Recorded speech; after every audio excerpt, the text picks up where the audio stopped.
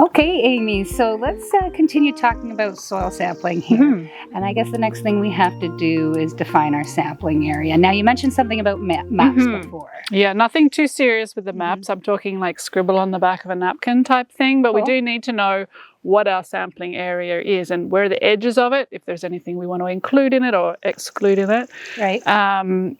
And so for the most part, we're going to be sampling around plants because plants do put a lot of energy into making those exudates, sending them out, their call out to the biology. So if we're going to assess soil biology, best places to assess around a plant for the most part. But maybe you don't have plants in mind, maybe you've got bare soil. So how we do our mapping will depend on what sort of plants, whether it's one type or mixed, and whether there's plants there at all.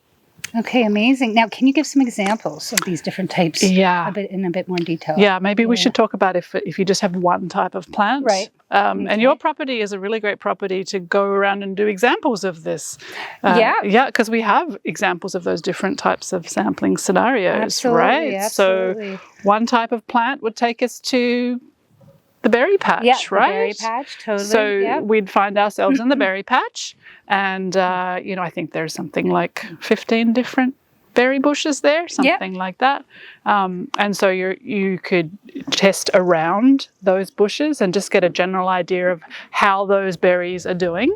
Yeah. And that would be very helpful, especially if you were going to change your management approach, right? Find out your baseline, how well are the berries doing now, and then you change something, you add a mulch or you put a vermicast extract on them, and then you measure and see if you made much of a difference. So one type of plant is pretty easy to map out. Yeah, absolutely. And like you said, even the variation within that, like even whether you're talking property to property or within the same property, the same kind of plant, perhaps one's doing better than the other. What's the reason for that? Absolutely. And this will help us get some more, shine some light on that. Yeah, so with those berries, maybe you've got some that are clearly doing better than others, and so we're looking at taking two different samples within that one type of plant to compare what's happening in the biology between those two different ones. So that's pretty easy.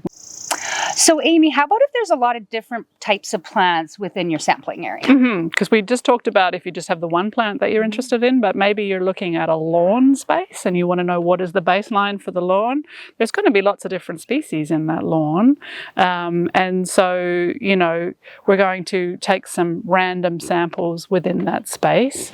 And you might have an area, say hello, Kai. You might have an area where you've got like your meadow area where the hops used to be, where you've got some disturbed areas growing some sorts of plants and some undisturbed areas growing other sorts of plants. So in that case, we need to map slightly differently and we need to randomize that slightly differently. Right. Awesome.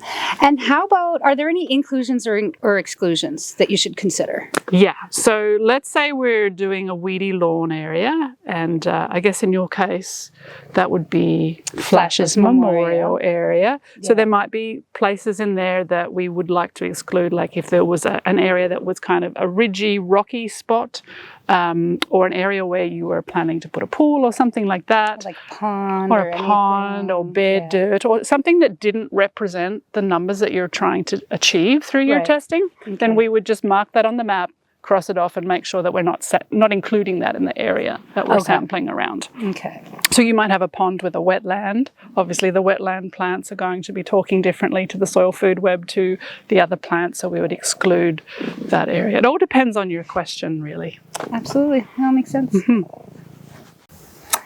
So how about sampling within an environment like a forest or something where you have all sorts of mixed plants?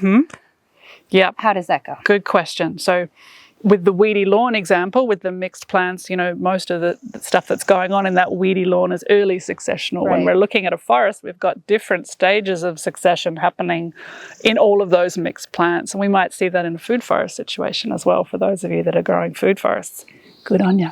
So what we're looking at here is thinking about where do the plants generally fall in succession and trying not to mix samples from different stages of succession together. Otherwise we get this average that's not really going to be representative of the question that we're probably looking at. So when you've got conifers and evergreens, they can be mixed into the same sample. Deciduous trees can be mixed as well and compared within other deciduous tree areas, and vines and bushes can be kind of grouped together as well. So we're just really, again, thinking about succession and trying not to mix things from different stages, because we probably aren't going to answer our question with a mixed sample like that. But usually we would have chatted before a sample about, the things that we are sampling and put a plan together. Right. But it's good to know that those are the things that we wouldn't normally be mixing. Sounds good. Mm-hmm. Okay, Amy, how about if there are no plants within our sampling area? Can you give me some examples that you're thinking of? How about a raised bed? I think that's something that's pretty common for people. So people build a raised bed and then they bring some soil in from a soil place and they think, wow, what's in this soil? What would this soil support? That kind of thing. Yeah. So drawing a map is really easy in that situation. You just draw your little bed shape, and then we'll talk about randomization later, but easy peasy for that kind of thing. And then I guess another situation could be if you are a farmer who's looking to transition from tilling your fields to a different approach. Maybe you've just tilled your field for the last time and you're like, what can this field support? Or what is my baseline for this regenerative program I'm about to put in place? I'm being cheeky here. People till their fields all the time, right? And we are trying to work on transitioning away from that. But a tilled field is kind of like a big raised bed. Again, you scribble your map. Super easy to randomize. In both of those situations, the raised bed and the tilled field, say that 10 times. Tilled field. In that situation, when we're going to take our soil samples, we don't have plants to sample around. So we'll talk specifically about that, but really we're just finding our random spots and just taking our soil cores from those random spots rather than around a plant. And we're just keeping in mind that, the soil biology is really looking for a plant to partner with. So, but it's still helpful to find out what our baseline is, what we could support. Perfect.